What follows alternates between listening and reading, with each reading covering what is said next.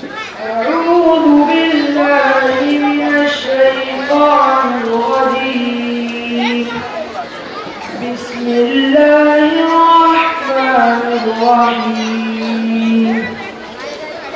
يسألونك عن الأنفال قل الأنفال لله والرسول فاتقوا الله وأصلحوا ذات بينكم وأطيعوا الله ورسوله إن كنتم مؤمنين. إنما المؤمنون الذين إذا ذكر الله وجلت قلوبهم وإذا تليت عليهم آياته زادتهم إيمانا وعلى ربهم يتوكلون.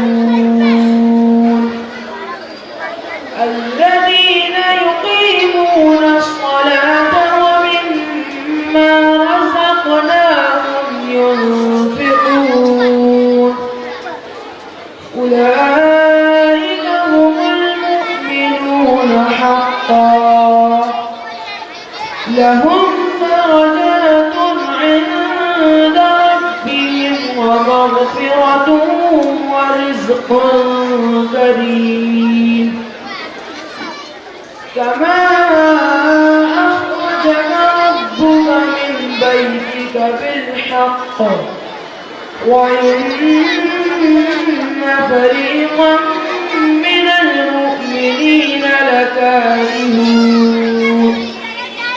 يجادلونك في الحق بعدما تبين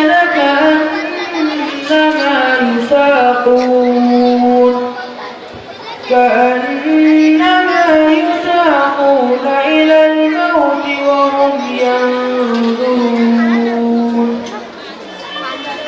وإذ يعدكم الله إحدى الطائفتين أنها لكم وتودون أن غير ذات الشوكة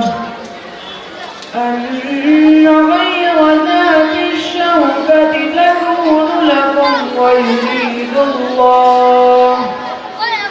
ويريد الله أن يحق الحق بكلماته ويقطع دابر الكافرين. ليحق الحق ويبطل الباطل ولو كره المجرمون. إذ تستغيثون ربكم فاستجاب لكم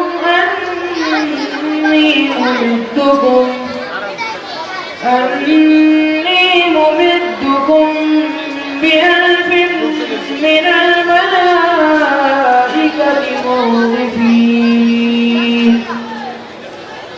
وما جعله الله إلا بشرى ولتطمئن به قلوبكم وما النصر إلا من عند الله إن الله عزيز حكيم. صدق الله العظيم. ما شاء الله. ये थे मोहम्मद